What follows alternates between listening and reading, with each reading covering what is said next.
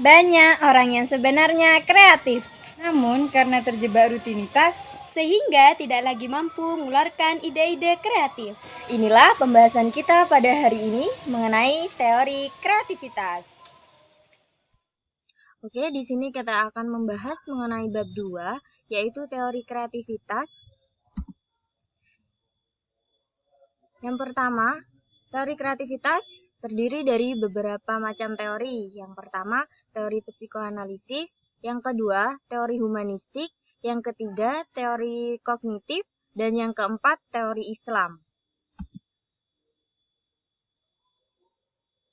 Yang pertama, teori psikoanalisis. Psikoanalisis adalah cabang ilmu yang dikembangkan oleh Sigmund Freud dan para pengikutnya sebagai studi fungsi dan perilaku psikologis manusia.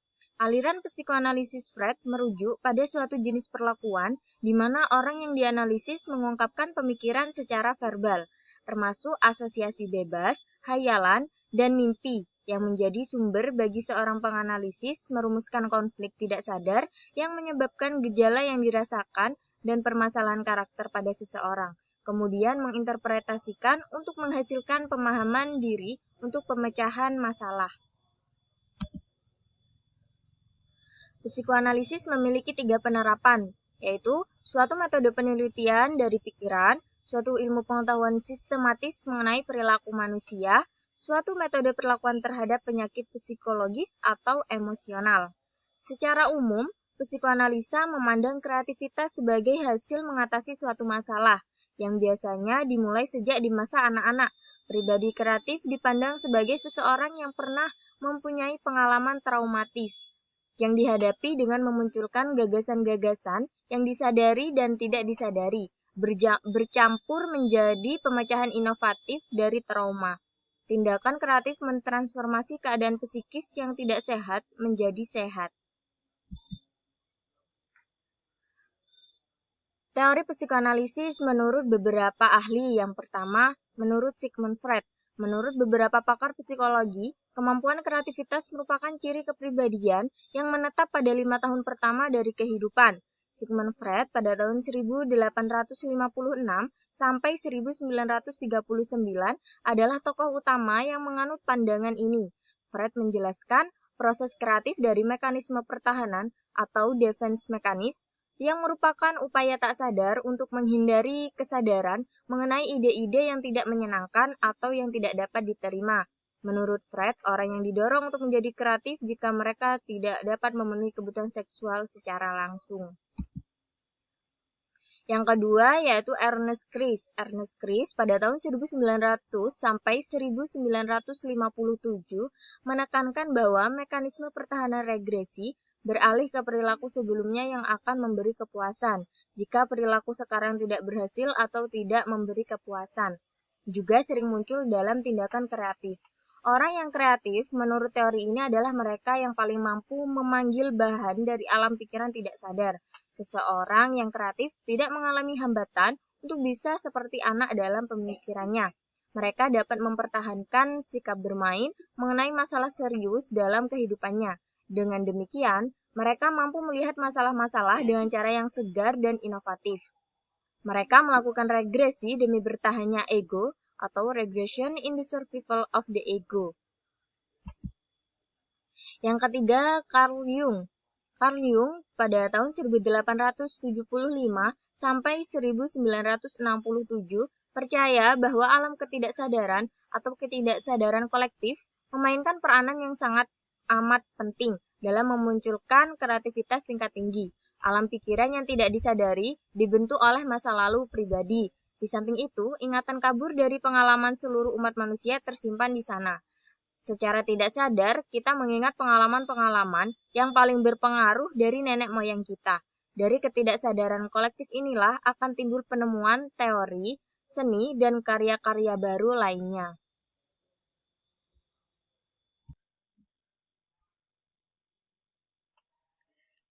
Selanjutnya yaitu teori humanistik.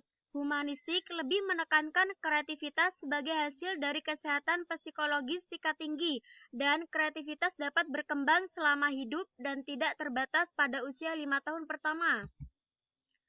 Tokoh yang pertama yaitu Abraham Maslow. Abraham Maslow dari tahun 1908 sampai 1970 menekankan bahwa manusia mempunyai naluri-naluri dasar yang menjadi nyata sebagai kebutuhan primitif yang muncul pada saat lahir dan kebutuhan tingkat tinggi berkembang sebagai proses kematangan. Kebutuhan tersebut diuraikan berdasarkan peringkatnya sebagai berikut. Yang pertama, kebutuhan primitif atau kebutuhan tingkat paling rendah.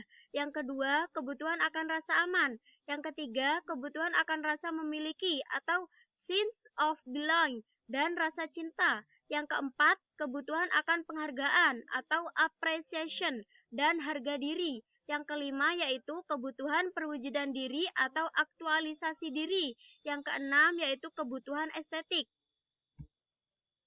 Tokoh yang kedua yaitu Carl Rogers. Menurut Carl Rogers, dari tahun 1902 sampai 1087, kreativitas muncul dari interaksi pribadi yang unik dengan lingkungannya. Lebih jauh dijelaskan ada 3 kondisi internal dari pribadi yang kreatif, yaitu pertama, keterbukaan terhadap pengalaman. Yang kedua, kemampuan untuk menilai situasi patokan pribadi seseorang. Yang ketiga, kemampuan untuk bereksperimen, untuk bermain dengan konsep. Tokoh yang ketiga yaitu Csikszentmihalyi. Menurut Csikszentmihalyi, faktor pertama yang memudahkan munculnya kreativitas adalah sifat keturunan bawaan atau genetic predisposition untuk ranah tertentu. Faktor yang kedua yang memungkinkan tumbuhnya kreativitas adalah minat dalam ranah tertentu pada saat masih dalam usia dini. Faktor ketiga adalah faktor keberuntungan. Faktor yang keempat adalah kemampuan berkomunikasi dan berinteraksi dengan sejawat atau access to a field. Teori kognitif. Tokoh utama teori kognitif diantaranya adalah Piaget, Vygotsky, dan Burner Tejasa Putra 2001. Menurut Piaget, anak menjalani perkembangan kognisi sampai akhirnya proses berpikir anak menyamai proses berpikir orang dewasa.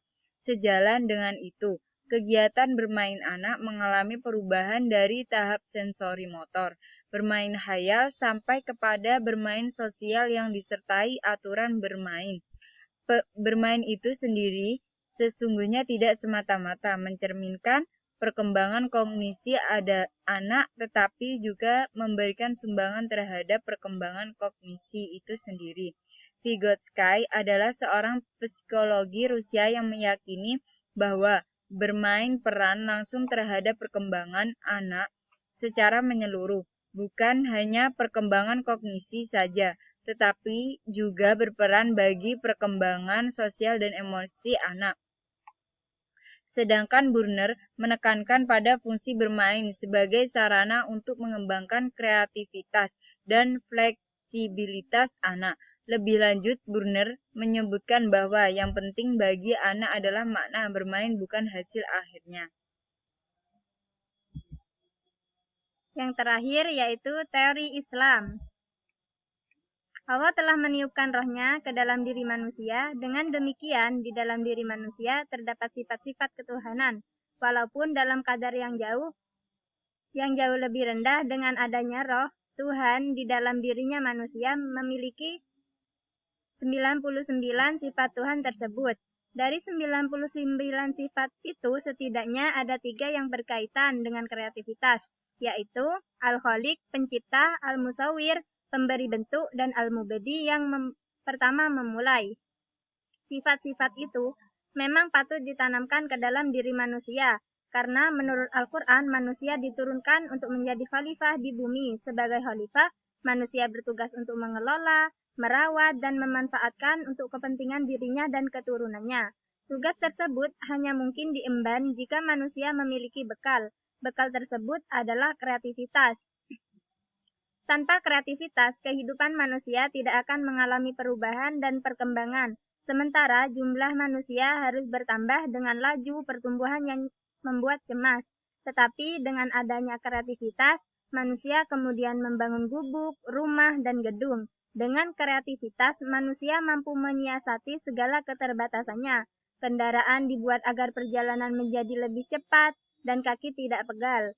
Pesawat terbang diciptakan agar manusia bisa melihat bumi dari udara seperti burung. Semua itu dimungkinkan karena adanya sifat-sifat kreatif yang ditiupkan Tuhan ke dalam diri manusia bersama sifat-sifat lainnya. Ada jendela berjumlah 5. Walaupun kita tak bersua, semoga materi bisa diterima. Wassalamualaikum warahmatullahi wabarakatuh.